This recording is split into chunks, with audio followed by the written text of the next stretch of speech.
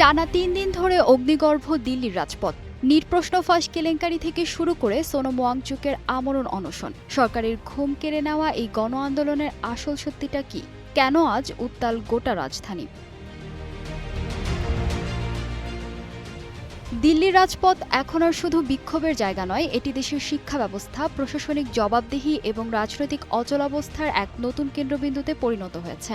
টানা ৩ দিন ধরে চলা এই আন্দোলনকে ঘিরে উত্তাল পুরো রাজধানী। মূলত নিট ইউজি পরীক্ষায় অনিয়ম ও প্রশ্ন ফাঁসের অভিযোগকে কেন্দ্র করে এই আন্দোলনের সূত্রপাত ঘটেছিল। সিজেপি এর নেতৃত্বে শুরু হওয়া এই ছাত্র যুবকদের বিক্ষোভ এখন বৃহত্তর শিক্ষা আন্দোলনের রূপ নিয়েছে।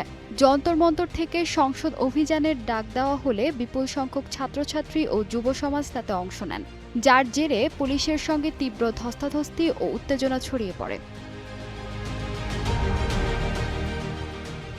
সংসদ অভিযানের পর তীব্র চাপের মুখে পড়ে কেন্দ্রের নীতি নির্ধারকরা।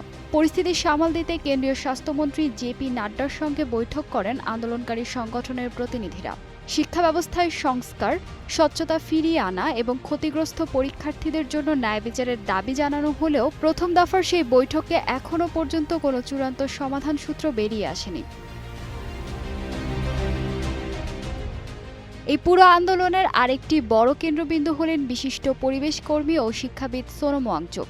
দীর্ঘ অনশনের জেরে তার শারীরিক অবস্থার মারাত্মক অবনতি ঘটে। আদালতের নির্দেশে তাকে গুরুগ্রামের মেদান্ত হাসপাতালে স্থানান্তর করা হয়।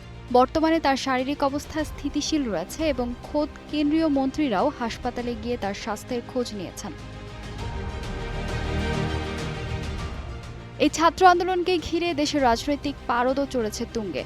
লোকসভার বিরোধী দলনেতা রাহুল গান্ধী, কংগ্রেস সভাপতি মল্লিকার্জুন খার্গে, প্রিয়াঙ্কা গান্ধী এবং সমাজবাদী পার্টির অখিলেশ যাদব সহ শীর্ষস্থানীয় বিরোধী নেতারা আন্দোলনকারীদের পাশে দাঁড়িয়েছেন। প্রধানমন্ত্রীর বাসভবনের সামনে বিক্ষোভ এবং বিরোধী নেতাদের আটকের ঘটনা কেন্দ্র ও বিরোধীদের রাজনৈতিক দ্বন্দ্বকে আরও তীব্র করে তুলেছে।